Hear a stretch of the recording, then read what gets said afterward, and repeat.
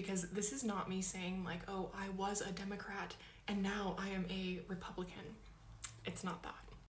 Both of those statements are identities. And I can say that a past version of myself did identify as a Democrat.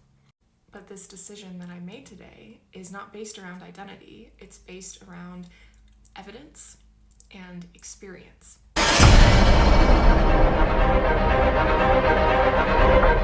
I just voted for Donald Trump today and I'm super happy about it.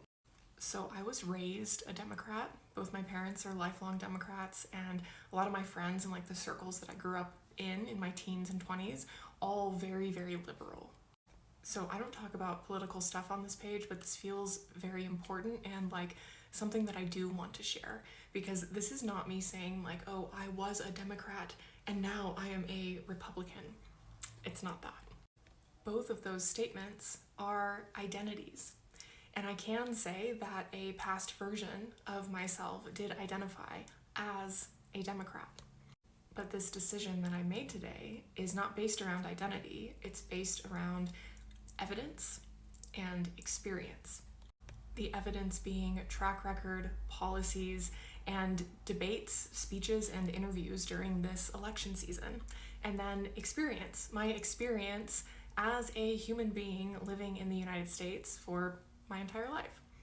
And this is the biggest thing that I noticed when I was heavily identified as a Democrat, is that myself and the people that I would surround myself with tended to be, and in some cases were very, very, very judgmental and harsh and critical of anyone else who didn't agree, who was not on the same page. And it didn't have to be political, it could literally be any topic. If someone didn't agree, they were talked about as an idiot, stupid, wrong, bad. Now, of course, this is simply my experience and not a blanket statement. And there was a point in time when I felt guilty that I wanted to vote for Trump. Like I was going to be one of those bad people. This is what happens when you buy into an identity, you buy into a group and it becomes who you are. You cease to be able to change. You've basically cut off your ability to go and think differently in whatever direction that may be.